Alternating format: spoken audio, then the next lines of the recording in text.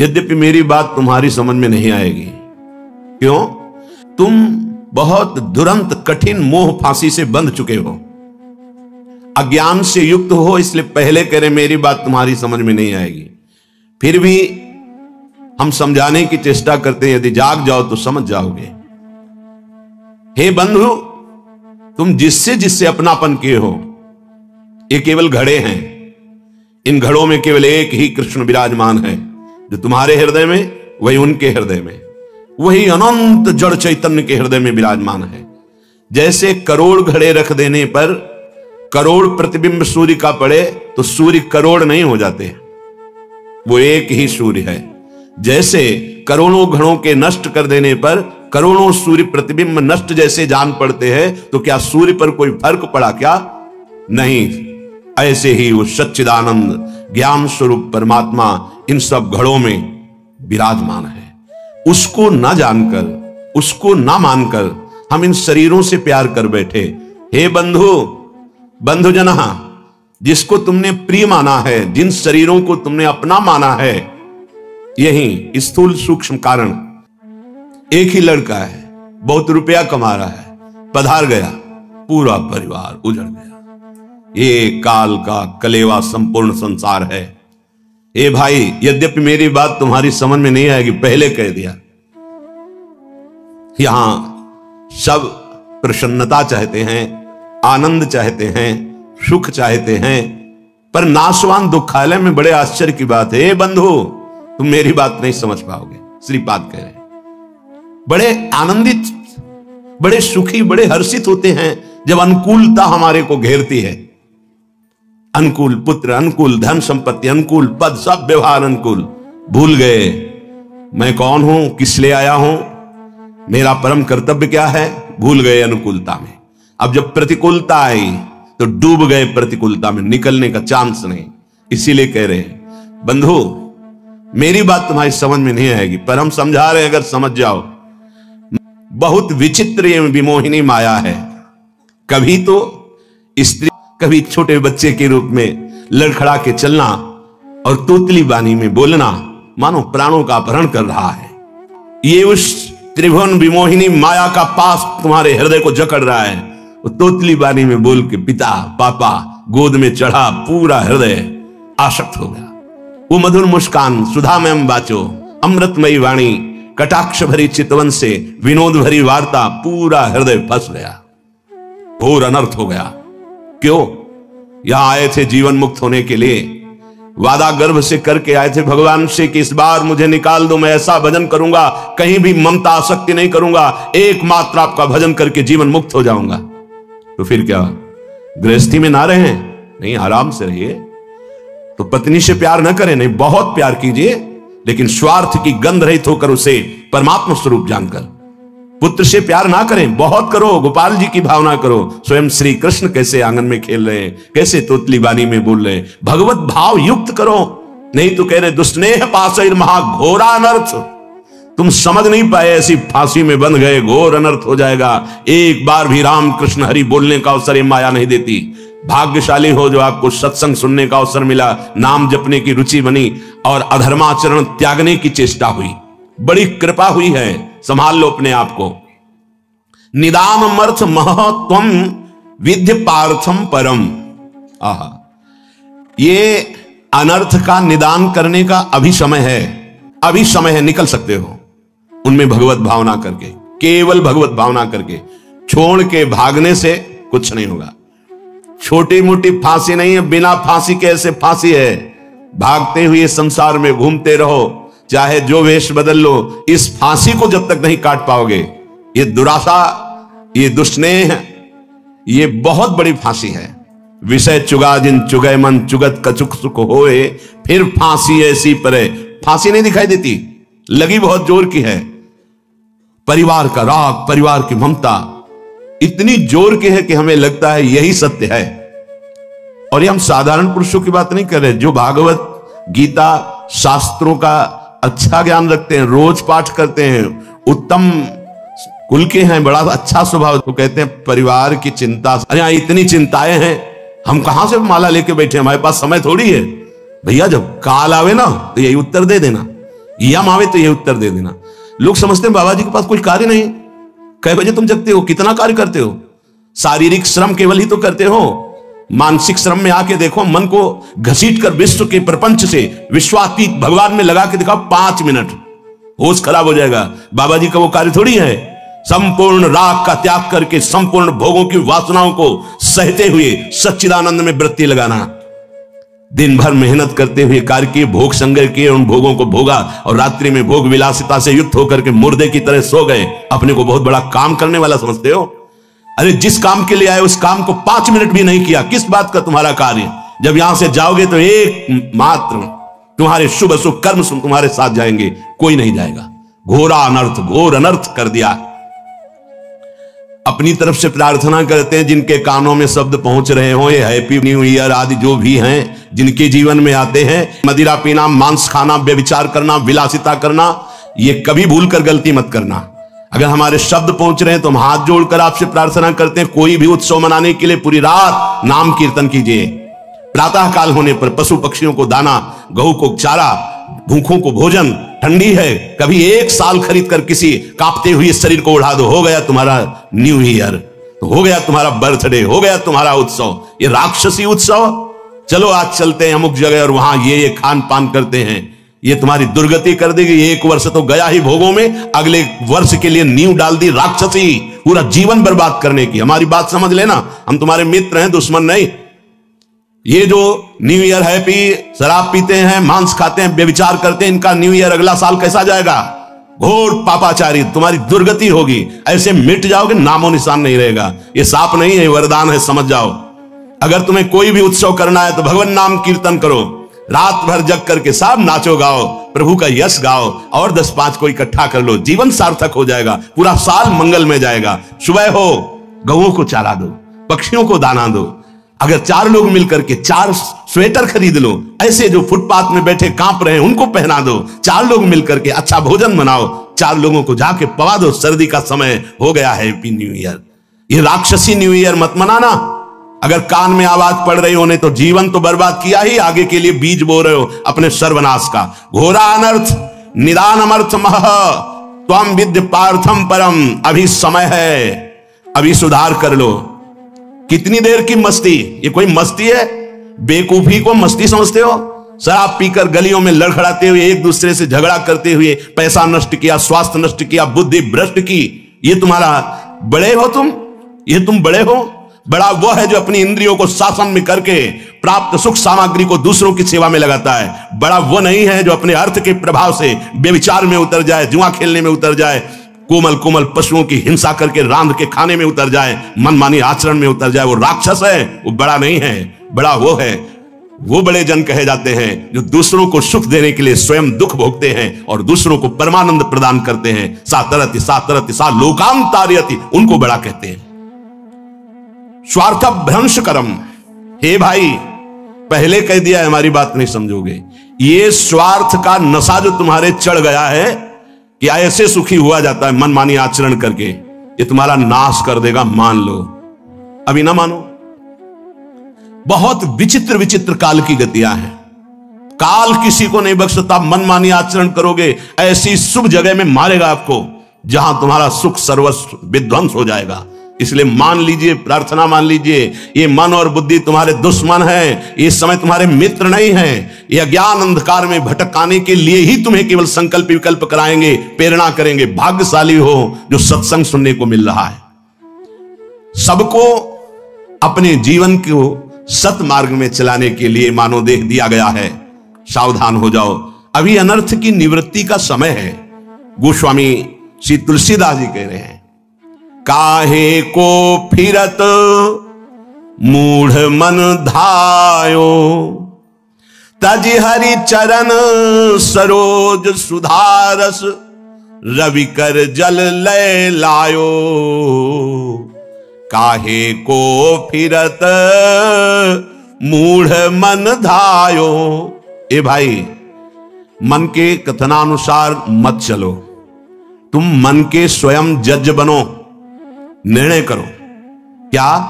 जब मन संकल्प करे तो पहले जांचो, ये ठीक सतमार्ग युक्त संकल्प है या असत मार्ग युक्त है। परिचय, यदि हरि स्मरण चल रहा है, हरि के चरणों का आश्रय है, तो आप जान पाओगे मन की चाल को कि ये गलत निर्णय कर रहा है या सही। यदि हरि विमुख हो तो ये त्रिगुणात्मिका माया तुम्हें समझने का अवसर ही नहीं देगी और ऐसे भोगों में फंसाएगी जहां किंचन मात्र सुख नहीं है। कैसे? रविकर जल लय लायो, कई बार बताया है। इसे मरुभूमि में निर्मल जल का आभास कराता है। जे ही भुवन भास्कर उदय होते हैं तो गंगा जी की जो रेती है उसमें खूब देखा है, सैकड़ों बार देखा है, दूर दिखाई देता बहुत निर्मल जल। तो जब मृग प्यासा हुआ जलधारा की तरफ पीठ करके और भागता है उस निर्मल जल को देखकर, तो वहां रेत के सिवा कुछ नहीं होता। ऐसे ही अय मन, हरि की प्रेम रस धारा को, ताजी हरि चरण सरोज सुधारस अमृत धारा को छोड़कर ये जो जगत के अधर्म युक्त भोग हैं, ये मृग तृष्णा है। कभी नहीं प्यास बुझने वाली भोग लो, मनमानी कर लो। बहुत बार तुमने न्यू ईयर मनाया होगा, इस बार हमारे कथनानुसार मना लो तो ये मान लो कि आपके ऊपर असीम कृपा हो जाएगी। रात भर जगो, हम कह रहे हैं रात भर जगो, 12 बजे तक नहीं, पूरी रात जगो। और हरीश शरणम राधा राधा राधा, कृष्ण कृष्ण राम हरि, जो नाम प्रिय हो सब मिलकर नाम कीर्तन करो। फिर तुम देखना। एक बात और बता देते हैं, जब कोई धर्म पर कदम रखता है चलने के लिए, तो उसके पाप उस पर हावी हो जाते हैं, उसको चलने के लिए बाधा पहुंचाते हैं जिससे वो आगे ना चल पाए। वर्तमान को सह जाना, तुम्हारा भविष्य इतना मंगलमय होगा कि कोई बाधा तुम्हें स्पर्श नहीं कर सकती। वर्तमान में, प्रारंभ में ही शुरू हो सकता है। तुम्हारा पाप कर्म तुम्हें आगे बढ़ने से रोक सकता है। पर यह अगर हमारी पहले से सावधानी की बात मान ली कि चाहे जैसी परिस्थिति आ जाए, आप ये न सोचे कि जब मैं पीता था, खाता था, मनमानी आचरण करता था, हर सुविधा चरण चूमती थी, आज जब त्याग दिया, धर्म से चला तो बाधा पे बाधा पड़ रही है। वो नहीं, वो बाधाएं नष्ट हो रही। आगे तुम्हारा मार्ग परम सच्चिदानंद प्रकाशमय सुखमय है। भविष्य तुम्हारा बड़ा मंगल होगा और ये जन्म का परम लाभ तुम ले पाओगे। वर्तमान के भोगों में फंसकर अपना नाश मत करो। ताजी हरि चरण सरोज सुधारस रविकर जल लय लायो। हर बार मन कहता है कि ये खा लूं तो ठीक हो जाएगा, मन ठीक हो जाएगा, ये भोग लूं मन ठीक हो जाएगा, ये पी लूं, ये देख लूं, ये कर लूं। कब तक? धिक्कार है ऐसे मन और धिक्कार है ऐसे अपने को कि हर बार इसकी बात मान लेता हूं कि शायद अब की बार सुख मिल जाए, लेकिन फिर हाथ में वही तृष्णा, वही भोग वासना, वही दुर्वासना। कभी तो पलट कर इसको जवाब देने की हिम्मत रखो कि अरे दुष्ट, बहुत फंसाया अब तक, अब सदगुरुदेव मिल गए, अब सत्य शास्त्रों के वचन मिल गए, अब मैं तेरी चाल समझ गया, अब तू नहीं फंसा पाएगा। लेकिन 2 घंटा पहले कसम खाइए और 2 घंटा में तुम्हें फिसला ना दे तो बता देना, 2 घंटा में भूल जाओगे कि हमने कसम खाई। फिर वही हरकत, फिर वही चेष्टा, फिर वही संकल्प। क्यों? क्योंकि नाम जप नहीं। श्री हरिवंश नाम बल्लहो, अपने मन भाई सब कहो, रहो शरण हरिवंश की। अगर नाम जब चल रहा है तो जहां चाहो वहीं, जो पैर वाली ब्रेक और हाथ वाली ब्रेक, दरे में गाड़ी को खड़ी कर दो, एक कदम नहीं जाएगी। ऐसे ही जिस समय नाम जब चल रहा है और भगवान के चरणों का आश्रय, तो जहां चाहो वहीं मन को रोक दो। ऐसा नहीं है कि मन इतना बलवान है कि भगवद आश्रित के आचरणों में वो कुमार्गामी प्रवृत्तियां पैदा कर दे। भूल न दे कुमारक पाऊं, ऊसर बरसई तृण नहीं जामा, संत हृदय जिम उपज न कामा। जैसे ऊसर में कितनी भी वर्षा हो घास नहीं जगेगी, ऐसे कितने भोगों का सानिध्य हो, भगवत चित्त में कभी काम जागृत नहीं हो सकता, वासना जागृत नहीं हो सकती। भगवत चित्त आप ही हैं, कोई और नहीं है। आप भगवान के अंश हैं। नाम जप नहीं है तो रोज कसम खाओगे, रोज टूटेगी। खूब अनुभव की बातें कह रहा हूं, खूब देखे हुए, सुने हुए, समझे हुए ये बातें हैं। यदि नाम जप नहीं है तो दोपहर के कसम खाओगे, शाम के वही क्रिया करोगे जिसकी कसम खाई है, वही व्यसन, वही आदत, वही चेष्टा। भगवान नाम जप, भगवद आश्रय।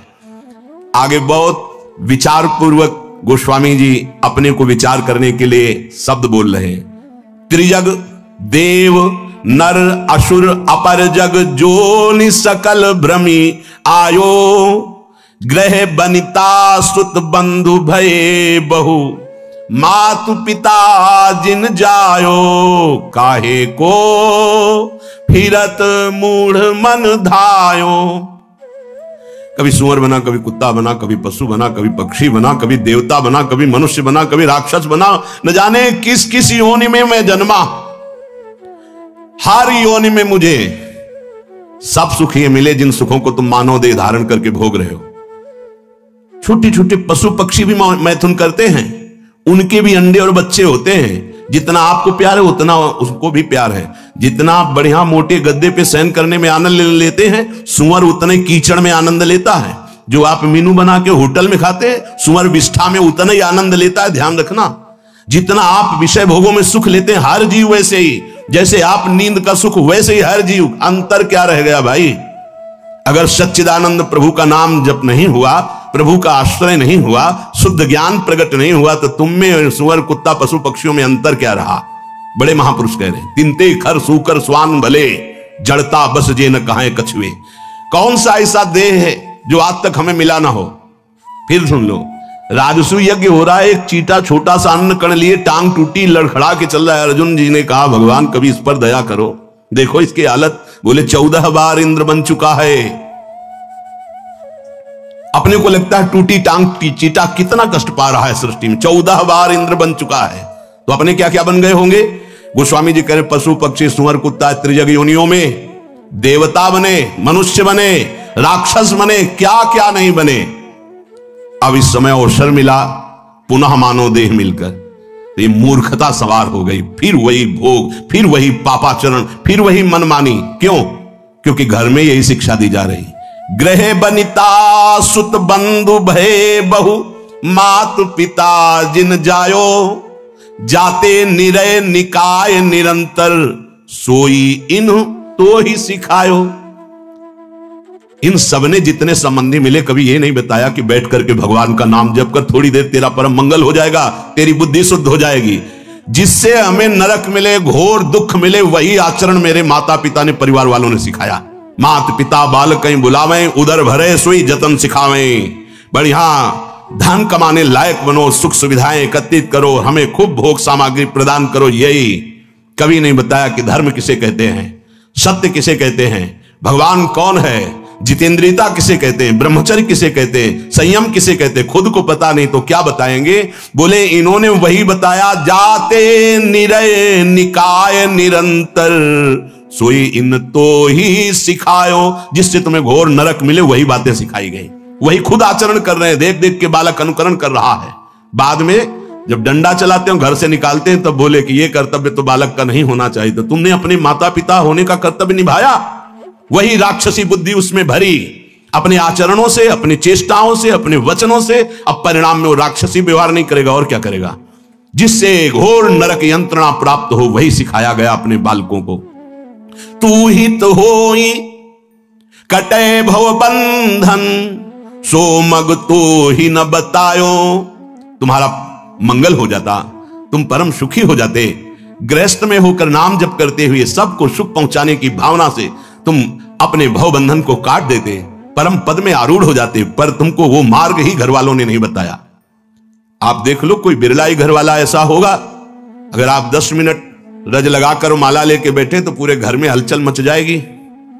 भजन कर रहा है, कहीं भगवान का भगत ना बन जाए।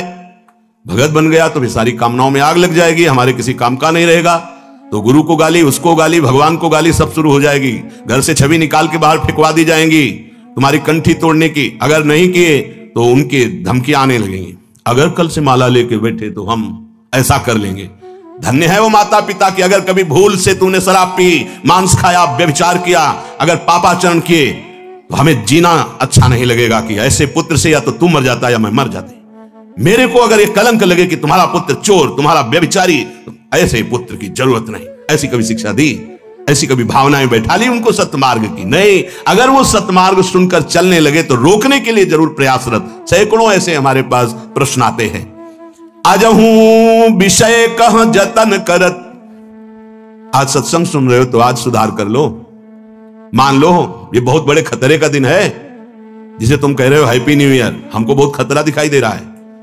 1 साल तो गए मिट्टी में, और इसमें तुम शराब पियोगे, क्लब में जाओगे, गंदी बातें करोगे। पहली ही नींव अगले वर्ष की तुम्हारी गंदी रख गई, राक्षसी बुद्धि की रख गई। हम बार बार प्रार्थना करते होश में, वो बड़े भाग्यशाली हैं जो धाम आए हुए हैं। वो बड़े भाग्यशाली हैं जो यहां कुछ नाम जप करेंगे, नाम कीर्तन करेंगे, सत्संग सुनेंगे, यमुना जी का दर्शन करेंगे, बिहारी जी का, उनका जीवन मंगलमय हो। वर्ष की क्या बात, पूरा जीवन मंगलमय हो। भाव कुभाव अनखाल सहु, नाम जपत मंगल दिशि दशहु। लेकिन ये उनकी बात है जो भगवान से विमुख होकर आज भी विषय सेवन में सुख ढूंढ रहे हैं, यद्यपि बहुत प्रकार से दुख पा रहे हैं, पर उनको रास्ता ही समझ में नहीं आ रहा भगवत मार्ग का, आनंद का। वो गंदी बातों में ही बढ़ते चले जा रहे हैं। पावक काम भोग घृत ते सठ, कैसे परत बुझायो। हमारा मन समझाता है हम यदि भोग भोग लें तो हम सुखी हो जाएंगे, लेकिन सिद्धांत कहता है आग को घी मिलेगी तो आग बढ़ती चली जाएगी, आग में घी न पड़ने पावे तो आग शांत हो जाएगी। भगवान नाम, भगवान लीला, गुण गायन काम अग्नि के लिए ये जल के समान तत्काल शांत करने वाला है। जय राधा वल्लभ हरिवंश। प्रिय भक्तगणों, पूज्य गुरुदेव प्रेमानंद जी महाराज की कथाओं का आनंद उठाने के लिए हमारे चैनल को लाइक, सब्सक्राइब और शेयर जरूर करें। आप जो प्रायः ये कहते हैं कि श्री जी सर्वोपरि और उन्हीं के अंश से दुर्गादि शक्तियां हैं, तो मुझे चुभता है कि जैसे आपकी इष्ट राधा महारानी है, ऐसे हमारी इष्ट माता जी हैं, तो आप कहते हो करोड़वें अंश में दुर्गा जी हैं श्री राधा रानी के, तो हमको भी तो चुभता है कि आप कहते हो, हम नहीं कह रहे। तस्मा शास्त्रम प्रमाणन्ते कार्याकार्यो व्यवस्थित हो। पहली बात तो हमारी श्री जी क्या है, जब हम श्री जी से चित्त जोड़ेंगे तब पता चलेगा। और दूसरी बात है कि जो शास्त्रों में लिखा है उसे, पद्म पुराण पातालखंड अध्याय 81 भगवान शिव कह रहे हैं, बहुत ध्यान से सुनिए। भगवान शंकर कैलाश में विराजमान हैं, देवर्षि नारद जी, शनक आदि बड़े बड़े महापुरुषों की सभा लगी हुई, उस सभा में कह रहे हैं, नारद जी को संबोधन करके भगवान शिव कह रहे हैं, हे नारद जी, ये जो श्री कृष्ण प्रिया राधा है, ये महाचैतन्य शक्ति स्वरूपा जितनी भी देवियां हैं, ये सब इनके अंश से प्रकट हुई है। ये अंतरंग विभूति हैं, इसीलिए इनको कोई जानता नहीं, अत्यंत गोपन तत्व है, इसीलिए इनका एक नाम गोपी है। श्री कृष्ण सदैव इनकी आराधना करते, इसलिए नाम इनका राधा है, और ये सदैव श्री कृष्ण की आराधना में रहती, इसलिए इनका एक नाम राधिका है। ये और श्री कृष्ण दो नहीं है, श्री कृष्ण में राधा है, राधा में श्री कृष्ण है। ये राधा परा देवता है। जितनी भी लक्ष्मी आदि शक्तियां सब इन्हीं के अंश से हैं। आपको भगवान का आह्लाद कहा गया है, आह्लाद। और जब मूर्तिमान ये हुई तो राधा कह गई, किशोरी जी कह गई।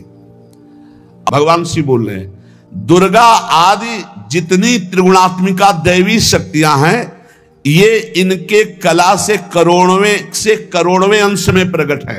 ये ही प्रकट है, पर करोड़वें अंश में प्रकट है। हम नहीं कह रहे, ये भगवान शिव कह रहे हैं। जो राधा कृपा कटाक्ष पढ़ते हैं, वो पढ़ के देखे, आखिरी में भगवान शिव कह रहे हैं, क्रियेश्वरी, मखेश्वरी, स्वधेश्वरी, त्रिवेद भारतीश्वरी, प्रमाण शासनेश्वरी। हमारे यहां सुधा निधि में महाप्रभु हरिवंश चंद्र जी कह रहे हैं, प्रेमणा सन्मधुरोज्ज्वल हृदय संगार लीला कला वैचित्री परमावधि भगवता पूज्य विकापी सता ईशानी च सची महासुख तनु शक्ति स्वतंत्रा परा श्री वृंदावन नाथ पट्ट महिषी राधैव सेव्यामम। बोले तत्कला कोटि कोटि अंसा, कला उन्हीं की कला, राधा की ही कला, श्री किशोरी जी के ही अंश से करोड़ों अंश में सब शक्तियों का प्रादुर्भाव हुआ। श्री राधा अपने अंश से महालक्ष्मी रूप धारण करते हैं, तो भगवान श्री कृष्ण नारायण रूप धारण करते हैं। मुनि श्रेष्ठ, थोड़ा भी भेद नहीं है। ये श्री राधा दुर्गा रूप धारण करते हैं, तो श्री कृष्ण शिव रूप धारण करते हैं, रुद्र। जब श्री कृष्ण के अंश से इंद्र, तो श्री राधा किशोरी के अंश से सची इंद्राणी। जब श्री कृष्ण के अंश से ब्रह्मा, तो राधा किशोरी के अंश से सावित्री देवी। जब श्री कृष्ण के अंश से यमराज, तो उनकी पत्नी धूमोरणा के रूप में श्री राधा किशोरी। अधिक क्या कहूं, इन दोनों के सिवा किसी की सत्ता ही नहीं। यही सन अचेतन सारा संसार श्री राधा कृष्ण का स्वरूप है। नारद जी, मैं इन विभूतियों का क्या वर्णन करूं? अगर 100 करोड़ वर्ष तक राधा की महिमा वर्णन करूं तो भी नहीं कर सकता। भगवान शिव कुछ ऐसे भावुक जन हैं कि वो कहते हैं कि आप भगवान शंकर को श्री कृष्ण से छोटा कहते हैं, वो हमारे आराध्य देव, हमको चुभता है। देखो, जब तत्व की चर्चा होगी तो एक है, और जब लीला की चर्चा होगी तो वही एक विविध लीलाएं करता है, वही एक विविध लीलाएं करता है। रास में भगवान शंकर आए, अगर थोड़ा भी शास्त्र को पढ़े हो तो पढ़ के देख लेना। गोपी रूप धारण किया, रास में प्रवेश पाया, श्री कृष्ण चरण वंदना, किशोरी जी की चरण वंदना, और फिर गोपी रूप धारण करके रास में प्रवेश। अच्छा, कोई भी ये कैसे नकार सकता है कि भगवान शंकर की जटाओं में गंगा जी हैं, और वो गंगा जी क्या है, क्या आप नहीं जानते हो? गंगा तरंग रमणीय जो जटा कलापम गौरी विभूषित वाम भागम, भगवान शिव के लिए आता है। तो जो जटा कटा संभ्रमम भ्रमण नीलम पर निर्झरी जो विराजमान है गंगा जी, वो कौन है? गांगम वारि मनोहारि मुरारी चरण अच्युतम त्रिपुरारि शिरश्चारी पापापहारी पुनात्मा। देखो भाई, तत्व एक है, पर लीला में जब प्रारंभ होगा तो लीला में छुटाई बड़ाई हंसी मजाक, वो उनकी आराधना, उनकी आराधना। तत्व एक है। अभी आप यहां सुन रहे हो कि जब श्री कृष्ण शिव रूप धारण करते तो राधा किशोरी दुर्गा रूप धारण करती, यही है, कोई और थोड़ी है। पर जब लीला की बात आती तो वही भगवान शंकर गोपी रूप, आज भी भगवान गोपेश्वर का श्रृंगार होता है गोपी रूप में। शाम टाइम जल नहीं चढ़ता, नथुनी बाला और सब चुनरी धारण करके भगवान शिव गोपीश्वर के रूप में विराजते हैं। भगवान शंकर गंगा जी को नेत्रों से भी रोक सकते थे, लेकिन जटाओं में धारण किया कि श्री कृष्ण का चरणामृत है, वामन भगवान का चरणामृत है, वामन के रूप में श्री कृष्ण ही है। प्राणाधिक प्रियतमा सर्वाभ्या सुंदरी परा सर्वयुक्ता च सौभाग्य भाग्नि गौरवान्विता। हमारी जो श्री किशोरी जो हैं, एक यहां बात ध्यान रखनी है कि एक प्रश्न और आता है सभा में, जब चर्चा होती है तो उसको सुनकर के लोगों के अंदर प्रश्न आता है कि शिव पुराण में लिखा है कि भगवान शंकर सर्वश्रेष्ठ है, देवी पुराण में लिखा है कि इन्हीं से सबकी उत्पत्ति है। आप गणेश महिमा को देखो तो यम ब्रह्म स्वम ब्रह्म, सब कुछ जिस पुराण को देखो उसी से सृष्टि हुई है। इसका मतलब क्या है? गलत है क्या? जब तुम शिव पुराण पढ़ोगे तो शिव तत्व से ही सबकी उत्पत्ति है, सब कुछ शिव तत्व है। पढ़े हैं, जैसे आप कहा भगवान शंकर ने चिद चिद लक्षणम सर्वम राधा कृष्णमयम जगत, ऐसे कहा गया है हे भगवती हे भगवान, आपसे ही सृष्टि प्रकट है शिव पुराण में, क्योंकि जितनी माताएं वो सब भगवती हैं और जितने पुरुष हैं वो सब हे भगवान शिव, आपका ही स्वरूप है। चराचर जगत शिव और पार्वतीमय है। भगवान का ऐसा लिंग प्रकट हुआ शिव जी का कि 100 कल्प तक ब्रह्मा जी उतरते चढ़ते रहे, पार न पाया। फिर भगवान विष्णु उसमें पढ़ना शिव पुराण में, तो पढ़ करके बात कर रहे, आर पार नहीं पाया। भगवान शिव से ही नारायण का प्रादुर्भाव होता है, भगवान का प्रादुर्भाव होता है, भगवान शिव से ही ब्रह्मा का प्रादुर्भाव होता है। जब देवी भागवत पढ़ो तो सब कुछ देवी जी से प्रकट हुआ। तो क्या झूठा है क्या? पुराण कोई झूठे हैं क्या? तो अगर उनसे प्रकट हुआ तो इनसे कैसे? भागवत पढ़ करके देखो तो श्री हरि से नाभि कमल से ब्रह्मा, ब्रह्मा की भ्रकुट से शंकर, रुद्र का अवतार। उधर पढ़ करके देखो तो उन भगवान शिव से ब्रह्मा और श्री हरि प्रकट होते हैं। देवी भागवत पढ़ करके देखो तो देवी शक्ति। ये है क्या? तत्व। तत्व एक है, वही परमात्मा है, वही। जब शिव पुराण पढ़ोगे तो सब कुछ शिव की, जब भागवत पुराण पढ़ोगे तो सब कुछ श्री हरि का, और जब देवी भागवत पढ़ोगे तो सब कुछ वही देवी प्रपन्नार्थ हरे प्रसीद प्रसीद मातर जगतो खिलस्य प्रसीद विश्वेश्वरी पाहे विश्वम त्वमीश्वरी देवी चराचरस्य। हे देवी तुम ही चराचर में व्याप्त हो, तुम ईश्वरी हो, तुम सर्वशक्तिमान हो, तुमसे बढ़कर कोई नहीं। क्या समझते हो? जो जहां है वही परम तत्व है और वो वही सब कुछ है। इधर से हम देखेंगे तो कृष्णाकार, उधर से देखोगे तो शिवाकार, उधर से देखोगे तो दुर्गा में, उधर से देखोगे काली में। जो बोलो वही परम तत्व है। पर जब हम लीला का गायन करते हैं तो लीला में विभाग हो जाता है। वही एक परमात्मा, वेद कहता है एकोहम बहुश्यामा, मैं एक बहुत रूपों में हो जाऊं। अब वही परमात्मा शासक बन गया, वही शासित हो गया, वही धर्मात्मा बन गया। उसी के छाती से धर्म प्रकट हुआ, उसी के पीठ से अधर्म प्रकट हुआ। अधर्म करने वाला दंडनीय हो गया, धर्म करने वाला बंदनीय हो गया। लेकिन दंडनीय और बंदनीय में दोनों में एक तत्व विराजमान है, तत्व में अंतर नहीं। ये जो समझते नहीं ना, लीला को समझते नहीं है और तत्व को समझते नहीं, तो ये झगड़ा करने लगते हैं कि शिव को छोटा कैसे कह दिया। पूछो शिव जी से जाके, अरे उनको देखो तो रात दिन भगवत श्री हरि चर्चा करते रहते हैं। और हरि को देखो, उनसे पूछो जाके कि तुम्हारे आराध्य देव कौन है, बोले शंकर। हरि से पूछो कि तुम्हारा गुरु कौन, बोले शंकर। और शंकर जी से पूछो तुम्हारा आराध्य देव को, बोले हरि। और हम आपस में लाठी चलाएं। अरे वो एक है, वो एक है, वो अनेक है। अनेक होते हुए भी एक है, एक होते हुए भी अनेक है। इस बात को समझो। जब देवी भागवत तो देवी ही सब कुछ है, देवी के ही अंश से राधा है। समझिए आप, जब हम वृंदावन से बोलेंगे तो राधा के अंश से देवी है। जब आप शिव पुराण से बोलेंगे तो शिव के अंश से हरि हैं। और जब भागवत पुराण से बोलेंगे तो हरि के अंश से शिव है। आप इस बात को समझिए। जब लीला का बात, लीला प्रसंग आएगी तो उसमें भेद हो जाते हैं। जैसे ब्रह्म ऋषियों ने विचार किया कि इन तीन महान भगवत स्वरूपों में कौन सबसे बड़ा है।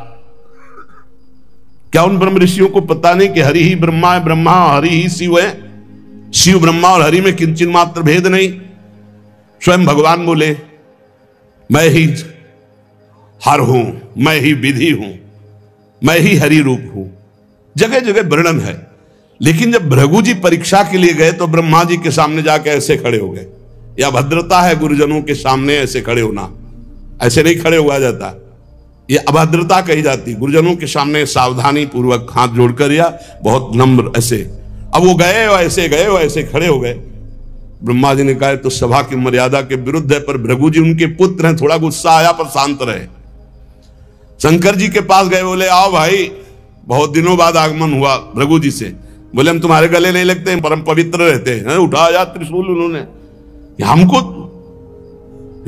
भृगु जी शांत होकर के वहां और भगवान हरि के पास गए, सैया में पड़े हुए थे, सीधे लात मारी जाके, सीधे छाती पे लात। भगवान उठे और कहा मुझे पता नहीं था आप आ रहे हो, नहीं आपकी अगवानी करता। और चरण दाबने लगे, बोले आपके चरण बहुत कोमल है, मेरी छाती बहुत कठोर, कहीं चोट तो नहीं लग गई। और आज के बाद जब जब अवतार भी लेंगे तब तक आपका भृगु चरण चिन्ह ये हमारे छाती पे बना रहेगा, ये हमारा बड़ा सौभाग्य हो। आंसू आ गए भृगु जी के। अब आप क्या कहेंगे? कोई छोटा बड़ा नहीं। जब लीला होती है और एक ही तत्व है तो रंगमंच पर वही सब रूप धारण किए, जगन नाटक वही भवा, इस बात को सब। पर जब हम किशोरी जी की बात कहेंगे तो किशोरी जी के अंश से सब शक्तियां हैं। और जब आप दुर्गा की बात करें तो आपको वहां से दिखाई देगा किशोरी जी दुर्गा जी के अंश है, क्योंकि इधर से अंश वो, उधर से अंश वो उनकी अंशी, वो उनकी अंशी, कोई अंतर नहीं। इधर से हम बोलेंगे श्री कृष्ण के अंश से शिव, और जब शिव पुराण में पढ़ोगे तो शिव जी के अंश से श्री कृष्ण। अब इसमें संशय थोड़ी, क्योंकि वही एक तत्व है, विविध प्रकार से लीला कर रहा है। इसलिए भ्रम का तो ध्यान छोड़ दो, भ्रम छोड़ दो। जब जब जैसा अवसर आया वही रूप धारण किए तत्व विराज। पर जब लीला की चर्चा होगी तो माधुर्य रस में ऐश्वर्य का प्रवेश नहीं, भगवान के ऐश्वर्य का प्रवेश नहीं, तो और ऐश्वर्य शक्तियों की तो बात जाने दो। कभी आपको कोई भी शास्त्र मिला हो कि ब्रज में सुदर्शन चक्र का प्रयोग भगवान ने किया या प्रवेश हुआ, तो हमें बताना। कभी दिव्य वैभव का प्रयोग, क्योंकि ये माधुर्य का क्षेत्र है, ये जो ब्रज है ये वात्सल्य माधुर्य। कभी सुदर्शन चक्र से ब्रज में किसी को मारा हो, मुझे तो याद नहीं है। आप लोगों को कोई याद आवे तो हमको भी बता देना, क्योंकि अभी तक तो नहीं पढ़ा है। आगे अगर किसी को लगे दूध पीते हुए पूतना को मारा, प्रवेश करके अगासुर को मारा, फाड़ के बकासुर को फेंक दिया और उसका पैर पकड़ के धेनुकासुर को मारा। बस यही थप्पड़ घूसा इसी से पहुंचा दिया है। ना तो कौमोदकी गदा आई है, ना प्रभु की तलवार आई है, ना यहां सुदर्शन चक्र आया है, ना यहां दारुक सारथी रथ लेके आया है। ये ऐश्वर्य नहीं, ये प्रेम देश है। ऐश्वर्य का प्रवेश नहीं है यहां। और जहां कहीं ऐश्वर्य का कुछ दिग्दर्शन कराना चाहा तो वहां वात्सल्य ने डांट लगा दी है।